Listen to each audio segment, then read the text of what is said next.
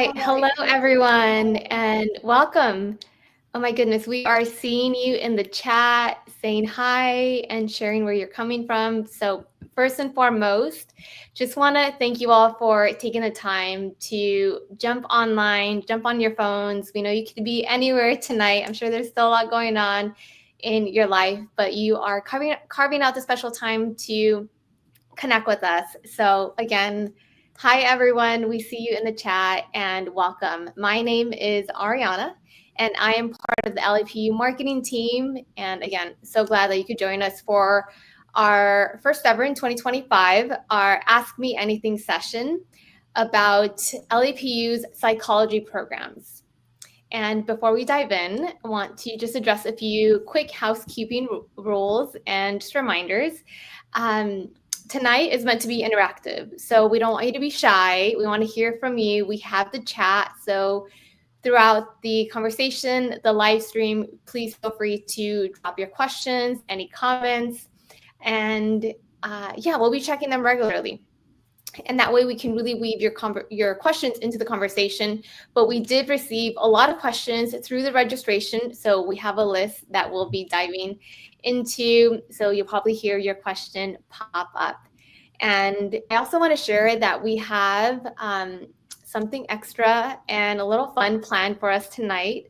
Throughout the event, we'll be giving away 4 $20 gift cards roughly every 15 minutes. So again, we know that it's great to be able to treat ourselves to lunch, coffee, a sweet treat, and we just want to give back and be able to give you the opportunity to win, again, a fun gift card. So stay tuned. We're going to be asking some questions and you'll just be dropping the answer in the chat.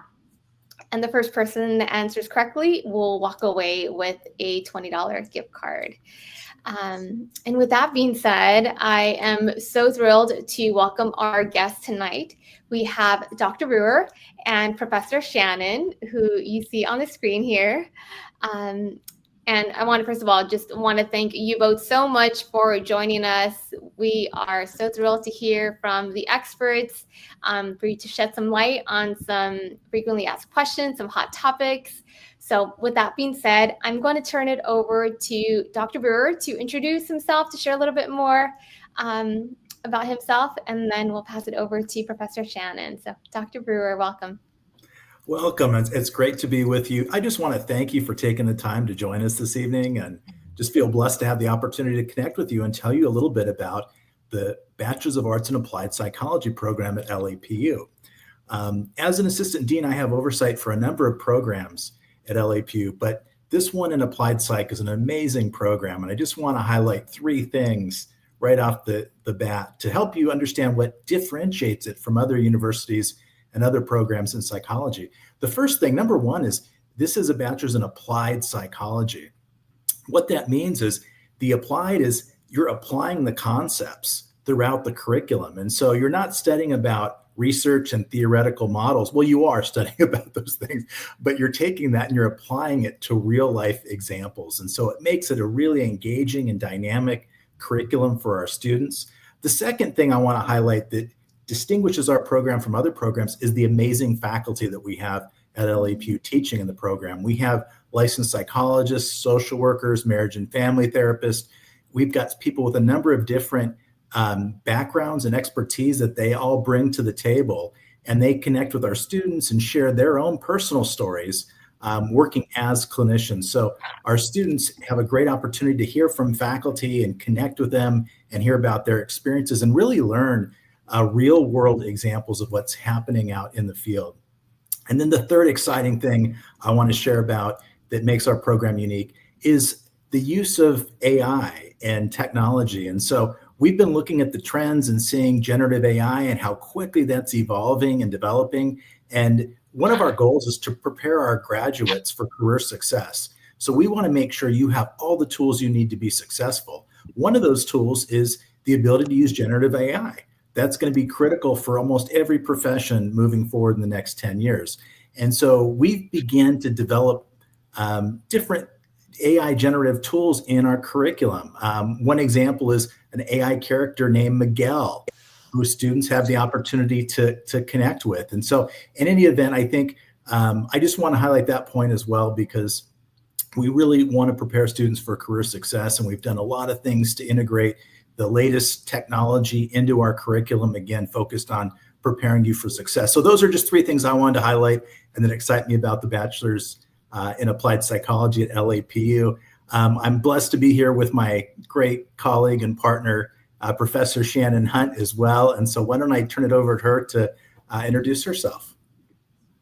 All right, thanks, Craig. You did a great job just kind of introducing a little bit about our program.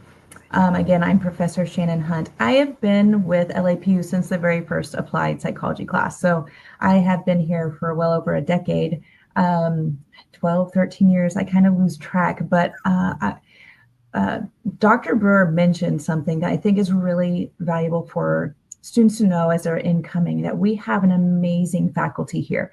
Most of our faculty have been here for, again, 10 plus years. They have been here for a long time. Not only are they seasoned professionals, but we are an online learning environment, and we're a Christian university as well. And they do so well at engaging students, and our faculty like to know you as students. We don't just think of students as just papers and assignments coming through. We want to know our students and build rapport and relationship with our students, and we want to see you succeed. So in an online university, that can be rare, and we really strive to help our students know that they belong here and that God has a plan for them with whatever career path that you are taking with your applied psychology degree. We're here to support you, uplift you, encourage you, and help educate you so you will be the best in your field. Thank you so much, Professor Shannon. I would love to ask you if you can expand a little bit on our master's program. I think we discussed a little bit about our applied psychology, Bachelor's of Arts, but can you expand a little bit on our master's program and what that includes and what students can expect? Yeah, I'm happy to start, and then please feel free to jump in, Professor Hunt. So we have a master's degree in psychology as well. It's a 30-unit program, so it's basically 10 graduate courses for students. And it is a foundational program that really provides students for a strong foundation in a number of different fields: developmental psychology, industrial organizational psychology, and counseling psychology. It's not a licensure eligible program. Those are typically about 60 units for licensure eligible program. It's a non-licensure track program. I just want to make sure I'm clear on that. However, there's a number of different career paths that students can go into with that master's degree as well. The other thing I want to add is that we have a partnership with our bachelor's degree program and our master's, where in your senior year as a bachelor's degree student, you can take 3 courses in the master's degree that double count. They'll count for your bachelor's and for your master's degree. So what that means is it takes it from 10 courses to only 7 more courses you need to take after earning your bachelor's degree to earn a master's degree. Let me hand it over to Shannon just to expand on anything that I may have missed. Right, so our master's program is also something that we try to create as a state-of-the-art program. We try to do it with all of our classes here at the university, cutting edge. But just to accentuate what Dr. Brewer was saying, we want to remind students that this is not a licensure track. A lot of students can get confused with that when we think that you're going to go into a psychology master's degree. Sometimes students automatically think that this will take me down a pathway towards licensure. So we just want to provide that clarification. Like Dr. Brewer said, there's a lot of professional pathways you can use with general psychology as a master's degree. And a lot of times it's great to support what you're already doing in the career field as well. We have great faculty within our master's in psychology program as well. And I think we have 3 emphases that really, we have developmental psychology, we have IO, industrial organizational psychology. If anyone is really interested in the business industrial aspect of psychology, we have an emphasis, concentration in that, which is great to learn from, learn a lot about what motivates and the different assessments that we use in that particular aspect of psychology. And then of course there is general psychology as well. So that kind of covers the 3 areas that we focus on in our Master's of Psychology program. Thank you so much, Professor Hunt. One of the questions that we did receive was, if I don't have a bachelor's in psychology, can I pursue a master's in psychology at LAPU? Can you provide a little bit of guidance? Sure. Unfortunately, you have to have a bachelor's degree to be admitted to a master's degree program. That's a regional accreditation requirement. So the first step is the bachelor's degree, and then the next step would be the master's degree. But with our programs, we are very transfer friendly as an institution. So and we also have 8-week sessions, so you can move through it pretty quickly. So if you're really committed, and you want the master's degree, you can get enrolled in our bachelor's degree, move through that, and like I said, then double count those 3 courses towards the master's. I want to highlight what Professor Hunt talked about too. In that master's program, one of the tracks is industrial organizational psychology, and a lot of people say, well, what does that really mean? That means you're taking psychological principles and you're applying it to the workplace. So if you're thinking, hey, I like psychology and this is really fascinating, but I don't know that I want to work individually doing counseling one-on-one or group counseling, it's an approach where you're taking those principles and you're applying it to the workplace. And there's a lot of jobs where you'd have the opportunity to do organizational develop and help to develop employees with organizations. And then the other one is the developmental track as well. And so developmental psych is a growing area, and that program really provides a deeper foundation for developmental psychology. Mm-hmm. And Dr. Brewer, to clarify, if someone was enrolling at LAPU with a bachelor's degree, maybe in business or in health sciences, are they still able to enroll in a master's program in psychology? Absolutely. So we have a number of different pathways. We encourage students, regardless of what your bachelor's degree is. Oftentimes, I'll give you an example. We have students in business who do a master's in psychology. And like I was saying, the business foundation is really great, especially if they're thinking of industrial organizational psychology. And now they're taking their business background and they're applying psychological principles to that background to better prepare them for organizations. But we certainly encourage that. We've got students from a number of different bachelor's degree programs that come into the Master's of Arts in Psychology. And we think that's a benefit because it provides more diversity of student learning. So you're going to be learning from students in a number of different disciplines, which really provides more richness in the discussion for the courses. Yeah, wonderfully said. Thank you so much. All right, we did have a question. How can I start my bachelor's degree? So we are enrolling and we have various programs in the chat box. We are adding some links, so please feel free to save those links, screenshot, or just open up a new tab so you can explore them a little more after our webinar. But yes, we invite you to kick off your bachelor's degree at LAPU. And we're going to pivot a little bit into career pathways. This was another really popular topic that was coming up. But before doing that, we're going to take a brief pause because it is time for our first giveaway. So our first question, and again, prepare to answer in the chat box. How many psychology programs does LAPU currently offer? So the question is, how many psychology programs does LAPU currently offer? So if you were tuned in, oh, Rebecca, right away, 2. You are correct. Good job. Good job. So close, 3. Maybe one day. Melissa got 2. Okay, beautiful. There's more chances to win a gift card. But yes, thank you for sharing your answers. And that is correct. We have 2. We have a BA in Applied Psychology and an MA in Psychology. So we have the bachelor's and the master's. Wonderful.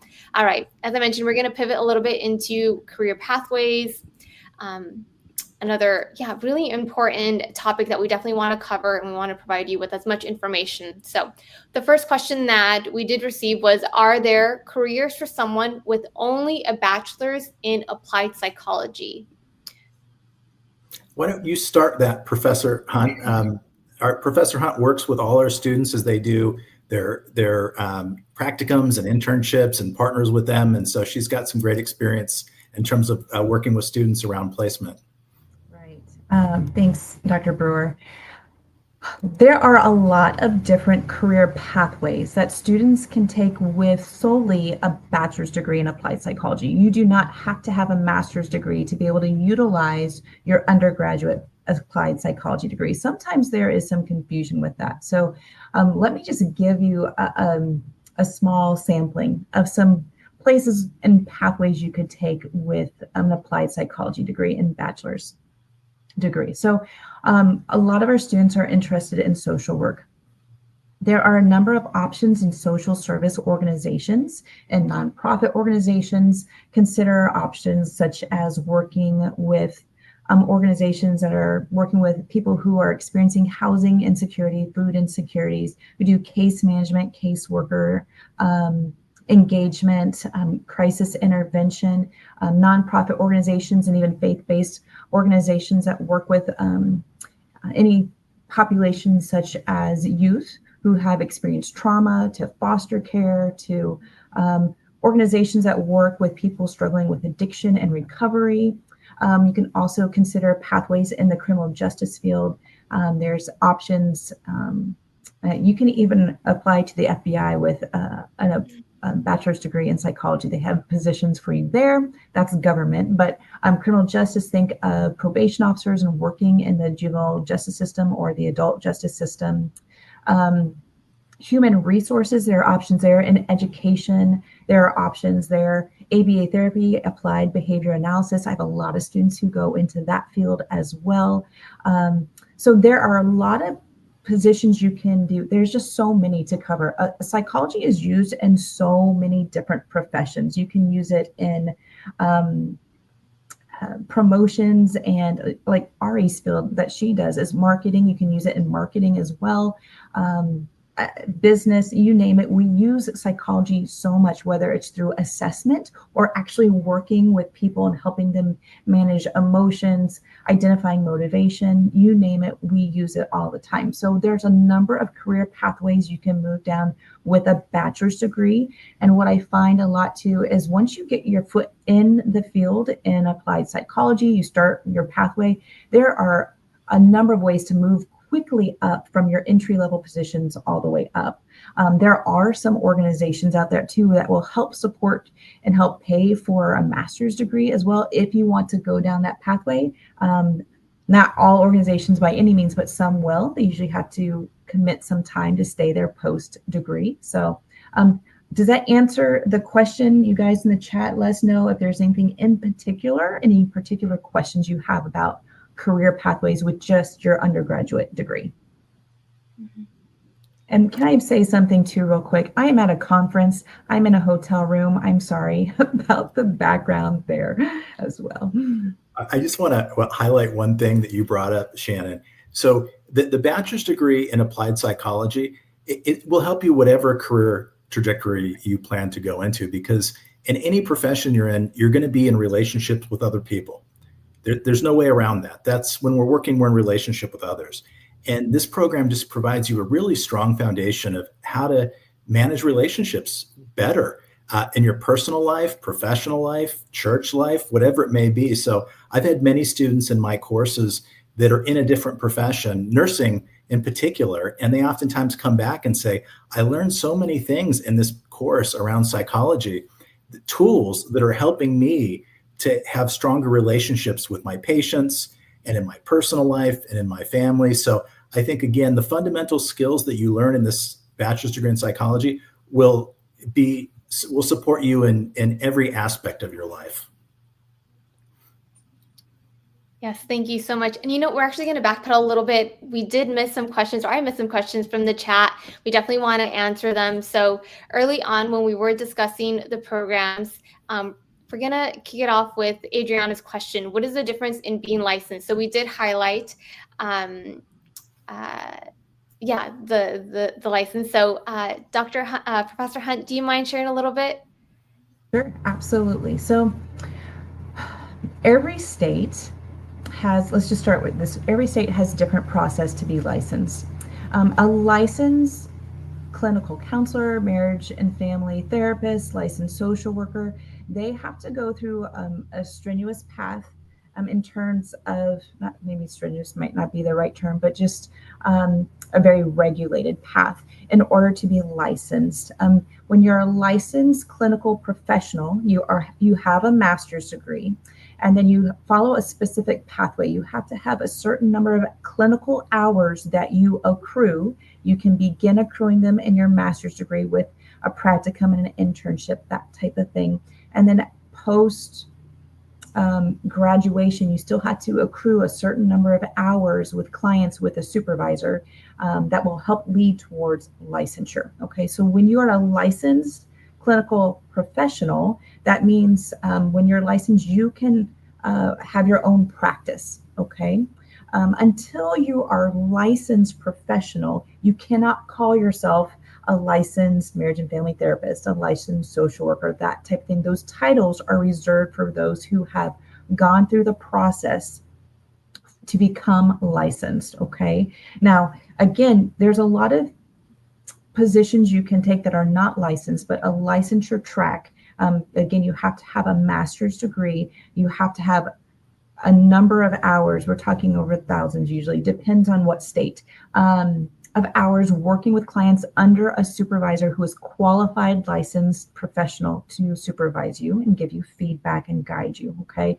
There's going to be some type of test, usually depending on what licensure track, like for counseling, clinical counseling, the NCE, a national counseling exam, you would have to take some type of exam as well. In order to maintain licensure, you also have to have continuing education units. And again, every state is different about how many you need, how often you have to check in with that. So if you're interested in licensure, my encouragement to you is to check out the licensure requirements for your state. There is going to be a board that organizes and maintains that. And there's a website for that, and it will give you all the information you need to know to be licensed in the state where you would like to practice. Does that provide some clarification?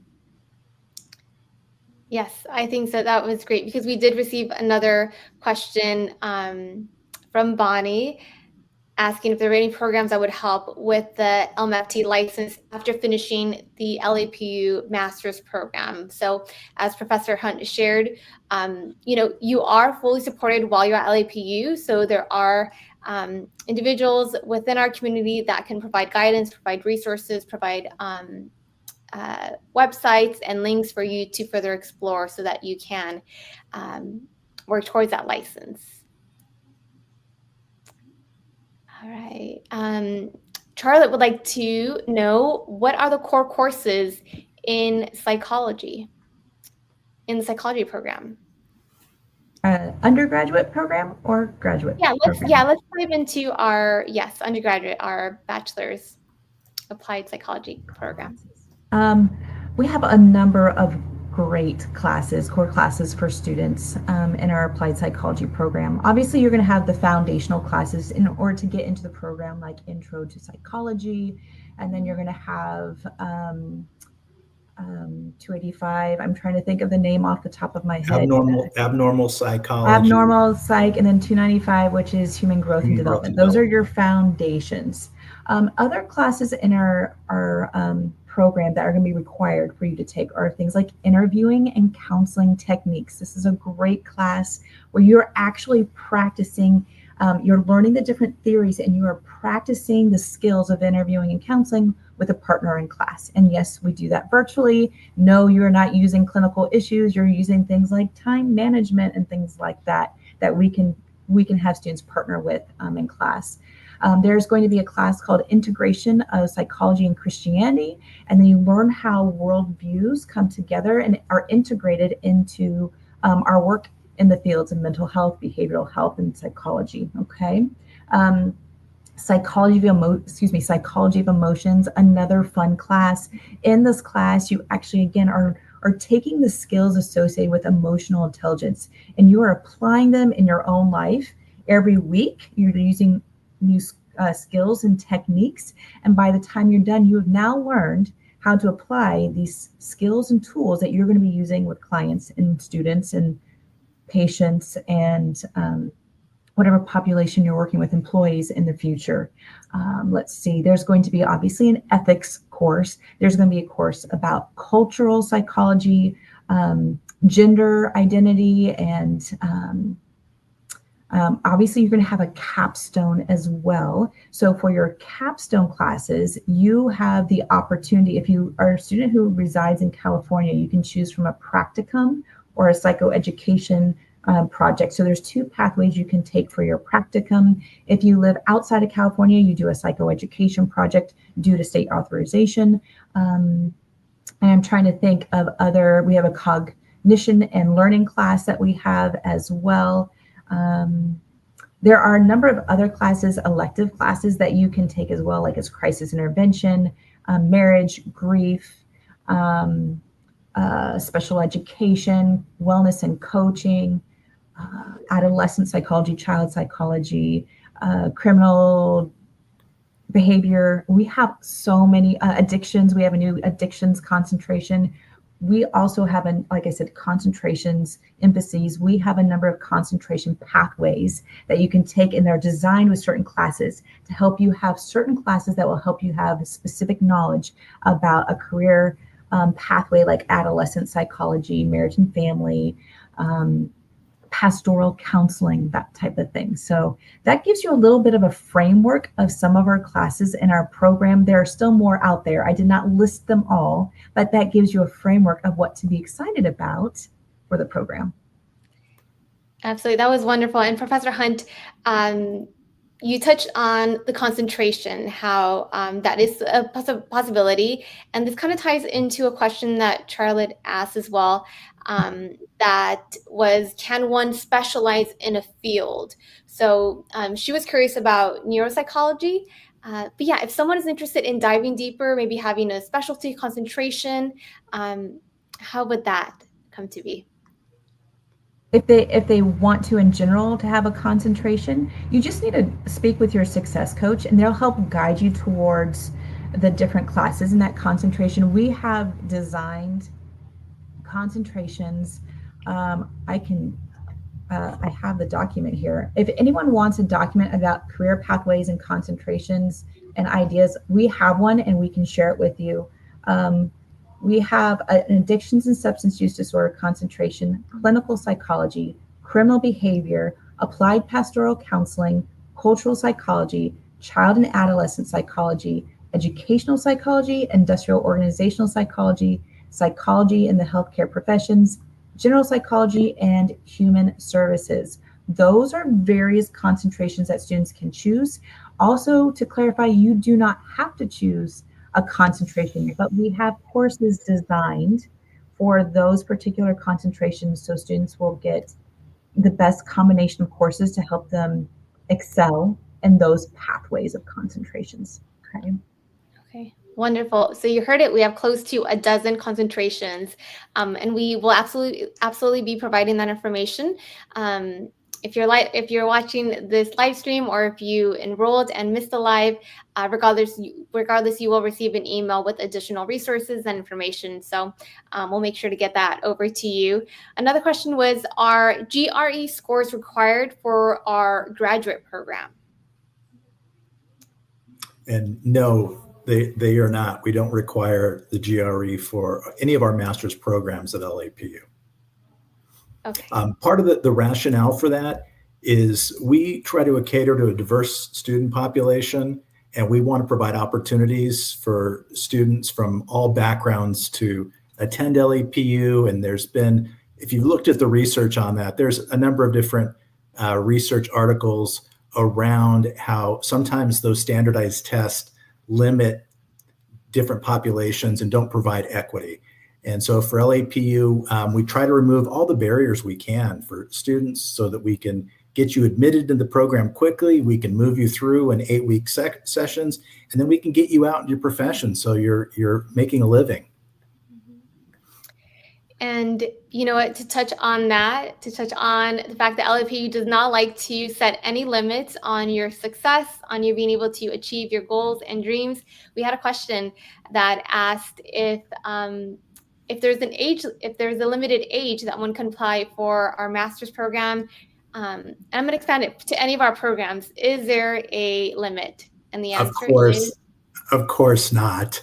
As a matter of Limitless. fact, I would argue if you're 46 or 56 or 66, we would love to have you. That provides diversity in the classroom setting. And we have many students who have more life experience who come to the table and really provide a rich and diverse experience. So you're never too old Never too old to learn. No. And change career paths. We have a number of students who come in wanting to complete a degree they have not finished yet, or wanting to change career paths. They feel like maybe they're being called in a different direction and they want to change their career path. So we have students of all generations that are represented in our classrooms. And we love that because, as Dr. Brewer mentioned, the diversity that we experience in life experiences in the classroom, we have discussion in our courses every week. We are asynchronous learning. So that means that we do not require students to meet together every week at a specific time. You get to go at your own pace. There are obviously due dates for assignments. However, you get to read and work on your projects at your own pace. So many students submit assignments at 3 a.m. And if that's what you want to do, that's fantastic, right? But we have weekly discussion in our classrooms that you type, you can use audio, you can use video, however you want to do that on certain topics. And you're engaging with your colleagues. So that diversity in our classroom just makes it a rich, engaging learning environment, and we love it. All right, let's dive into Sophia's question. She's asking, what are the admissions requirements for psychology programs and how can applicants prepare? Craig, do you want to take that? Do you want me Sure. to take Yeah. So if you're interested in doing our bachelor's degree in psychology, you can start where if you have some courses at community college, that's great. If you don't, that's okay too. You can start wherever you're at. We have 8-week sessions. So we start every 8 weeks, meaning the next session will be fall 2, which is about 5 weeks from today. We'll have another session starting. And so all you need to do is get in touch with the admissions department at LAPU. They will walk you through, they'll guide you through the process. I've heard from many of our current students about what an amazing experience they had working with our admissions team and how they were encouraged. And like I said, we want to remove every barrier we can for you to really support you in your education. And that's what they're there to do. And I think if I'm understanding the question correctly, just in terms of admissions, and Dr. Brewer, please correct me too if I'm wrong here, but students need to have either a high school diploma or GED. Is that correct? I believe that's also one of our requirements. Yes. Right. Our admissions people are amazing, and they can walk you through all of those details. And again, if you ever want to connect later, if anyone has any particular questions and you're chatting with admissions, just have them reach out to me and I can set up a meeting with students individually, potential students, if they have questions about the program too. And we did touch on some of the incredible careers that a graduate from our applied psychology program can explore, can dive into. But if we can just focus a little bit on our master's program, as we did have a question come in asking, what do the graduates of the master's program do after graduation? So if there are any students, any alumni that come to mind that you'd like to share maybe their journey and what they're doing present day. Sure. Let me share a few different pathways. So we've had students do our master's, the Master's of Arts in Psychology, with a business background coming into it, as I mentioned, who go on and do industrial organizational psychology. So they're working in organizations and they're using the psychological principles that they've learned in the program in order to do that. That's one example. We have students who have also gone into research and development, and so they may do that master's degree and it sets them up for an opportunity to engage in research and become researchers. And so some of our students have taken that approach. Others have decided that they want to do a doctoral degree. And so they have a strong foundation with that master's degree to go on for a PhD or a PsyD. And so we see a lot of students from the master's programs getting letters of rec to go on and do a doctoral program as well. Those are the three that come to mind for me as I think about just students I've had interactions with, but there's a variety of other pathways that students could take, and Shannon might have other examples. You know, with a general master's in psychology, I find that a lot of times students use that like they're already in a career path that they want to stay in, and they're trying to strengthen their diversity within their skill set in the career path that can be used maybe for promotions. They already have a pathway they want to take, and maybe they need to get a master's in psychology to do the next step in their career path. So a lot of times students will come in and they will already have a design in mind for their career. In order to get to that place, a master's degree is the pathway to get there, because that's maybe the requirements from the organization they work with. Maybe that's personal goals for themselves in order to excel in their particular role. So that's an area where I also see students coming in and wanting to get their master's degree if it's not a licensure track. Typically, if students are wanting to do a licensure track, they're specifically wanting to work with clients, patients. And again, that's not the particular program that we have at our university. It's not the licensure track. But again, when we have students in this program, they are building towards the career path that they're wanting to do. Typically, that's where we're seeing students go with that. Fantastic. Thank you so much. And all right, we are going to take just a very quick, brief pause to dive into our second giveaway. So hope you're ready in the chat. So the question is, what percentage of LAPU is online? So what percentage of LAPU is online? If you were enrolled at LAPU, what percentage would you be online completing your classes, your assignments? Yeah, Melissa, right away. Author Rebecca, yes, the answer is 100%. Fantastic, yes. Perfect, all right. Thank you, yes. We have 2 more giveaways, so stay tuned, don't go anywhere, but congratulations, Melissa. All right, we are going to dive back into our questions. We also had a lot of questions regarding student experience and academics. And I also saw one in the chat that did touch a little bit on one of the popular ones that were submitted, which was regarding our faculty, regarding our incredible professors that guide you during your program. And here, let me pin this question here.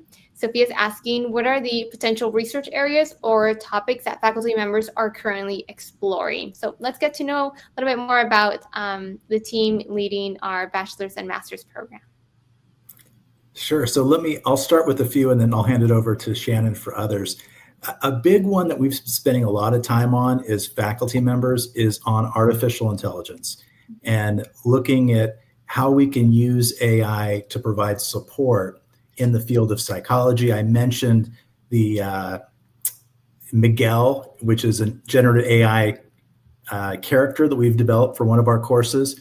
So we've been doing a number of courses. Shannon and I and another faculty member, Dr. Freddie Tung, worked on a research article around that. So that's been a hot topic that we've been looking at. But I would say that for each of our faculty members, they come to the table with their own expertise and unique background. So they're doing research in a variety of different areas based on their expertise and the field that they're in. So for me, the AI has been the hot topic for us, I think, lately that we've been focused on. But let me turn it over to Shannon, as she might have some others to add.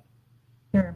And also, I don't know if you guys saw in the chat, but we do have a MAP graduate who is on here today, and she explain to you what she's done with her MAP degree. So that's a Master of Arts in Psychology. So if you check the chat, you can see what one of our graduates is doing.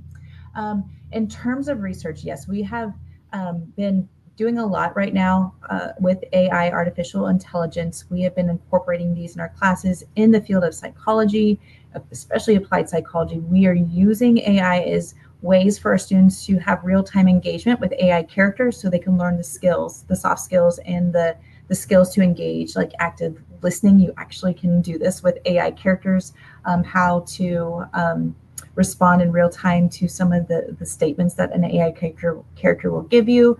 They are trained to be specific ages, genders, ethnicity, and based on specific types of case scenarios. So students are learning how to engage like they would with real people. It's really neat, actually. Another area that we are going to be our plan is to pursue in research right now, myself and my colleague, Dr. Tung, who is a faculty member for our Master of Arts in Psychology. We are planning on doing some research on peer mentorship, as well as belonging. So we've done some research on belonging, but we're doing some on peer mentorship as well. We have a plan and process for that that's coming up as well. But as Dr. Brewer said too, we have a wide variety of faculty members who have expansive expertise. And so they have their own areas where they're doing research and their career paths have taken them, which our students glean so much from our professors because we have a wide variety of career pathways and professional skills and research that they have accomplished. So it leads into classroom education for students, especially during discussion and that type of thing. You learn from your professors based on their professional experience and their research. Good question. Mm-hmm. And we also received a question asking if you could share a little bit regarding the background of our faculty members. I think something that we have been highlighting that has been coming up is the fact that, we do take pride in having a very diverse faculty when it comes to their education, experiences that they bring, styles of teaching. So is there anything that's coming up that you both can share regarding some of the strengths or just what these faculty members, these professors have brought to LAPU? Yeah, I think Shannon and I could share. Let me share one of our newest faculty members, Dr. Melissa Rios, recently finished her doctorate degree at Alliant International University, got her doctorate degree while she was teaching for us, and is teaching in the area of psychopharmacology and has some expertise in that area and with testing.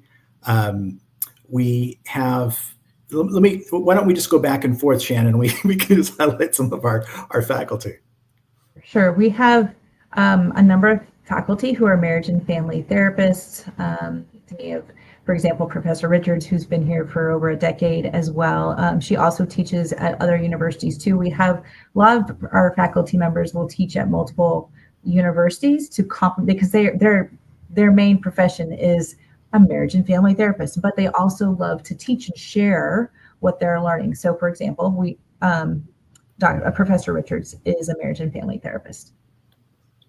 Great. We have a social worker on our faculty as well, Lisa Schenk, and she is in Arizona and is involved in social work and also teaches our courses. So one of the nice things for students is we want to have a nice blend of faculty members with different areas of expertise and different licensure tracks, so that if a student said, hey, I'm interested in this, whatever it may be, one of my roles in working with Professor Hunt to assign courses is, again, having diversity of faculty who work in a number of different settings. Another professor we have on board is Michael Ramos.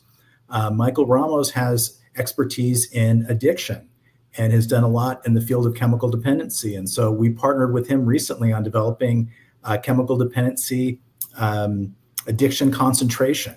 And so we had the opportunity to partner with him on that. I've done a lot of work with crisis intervention and grief. So again, there's a lot of just diversity. We have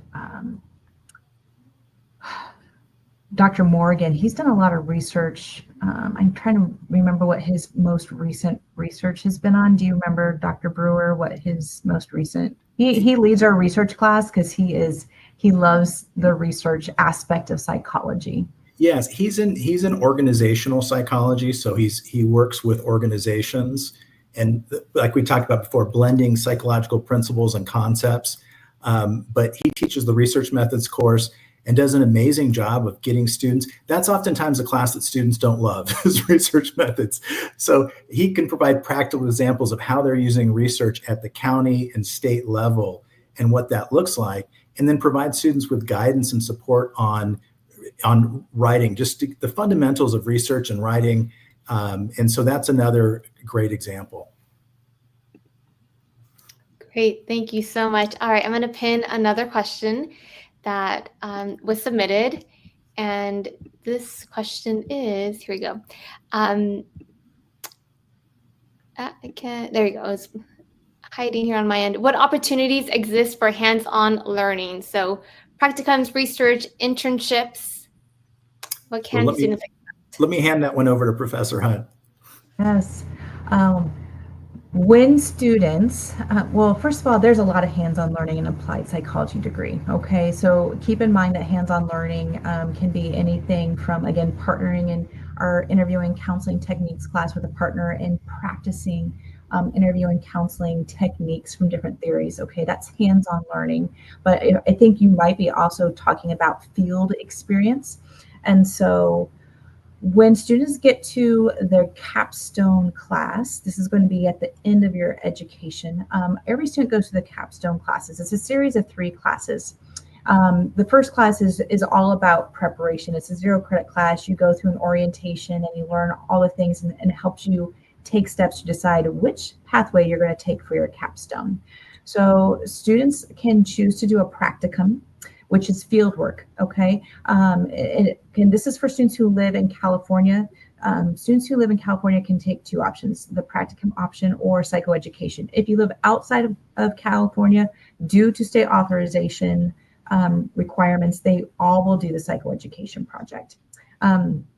A practicum for this would look like students serving at a field that they locate, a field site they locate, and it can be anything from, again, crisis intervention. We have a lot of students who do the crisis text line, to social service organizations, to serving in a school with a school counselor, hospice organizations, social service organizations, working with those in addictions, ABA therapy. I have a lot of students who do things associated with ABA therapy. There is just a wide number of things because applied psychology is such a broad umbrella. I have students doing human resources, you name it, lots of options. So to break it down quickly, it would look like a student committing to be at that site, an approved site. I would have to approve that. There are steps you have to take for approval. For approximately 7 weeks, 8 hours a week. So a minimum of 56 hours during an 8-week session. So again, it's approximately 8 hours a week for 7 weeks. And students have to have at least 28 of those hours being direct service, where they are using their applied psychology skills to work directly with clients, patients, students, employees, using their applied psychology skills. So case management, psychoeducation, group facilitation, that type of thing, okay?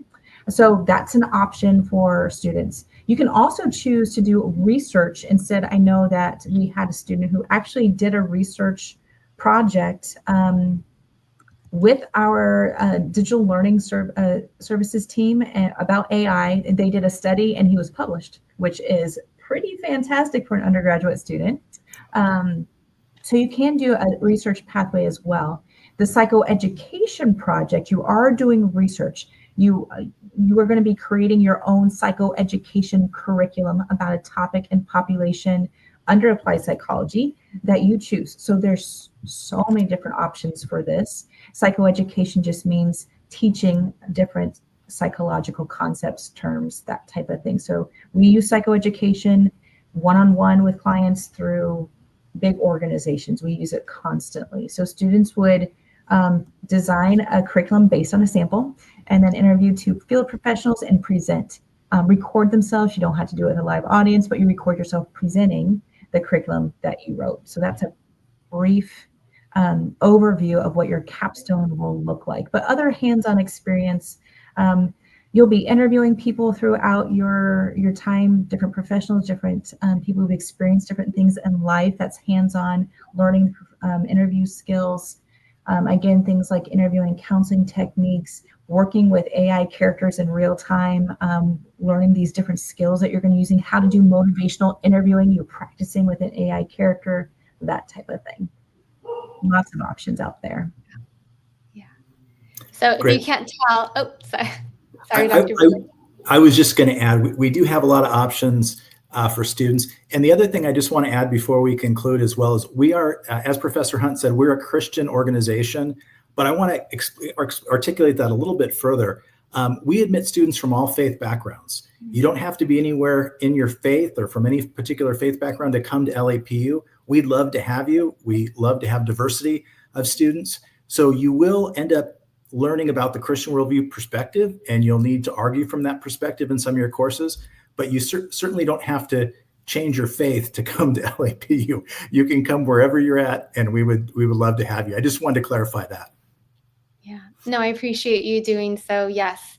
But yeah, I hope what you're taking away is that this is a really full dynamic experience. And yeah, you'll be surprised with, what you're going to be diving deeper in and what skills you'll be really activating and expanding on. But we made it to our third giveaway. We have one final one that we'll share right before we hop off, but I'm going to drop this in the chat. The question is, who is LAPU's mascot? If you've been on our social media accounts, on our Instagram or TikTok, you might already know the answer. Is it A, Grace the Dove, B, Leo the Lion, C, Hope the Owl, or D, Max the Eagle? All right, a lot of questions. And drum roll, the winner is Zach Don. It's C. This year, we unveiled that our LAPU mascot is Hope the Owl.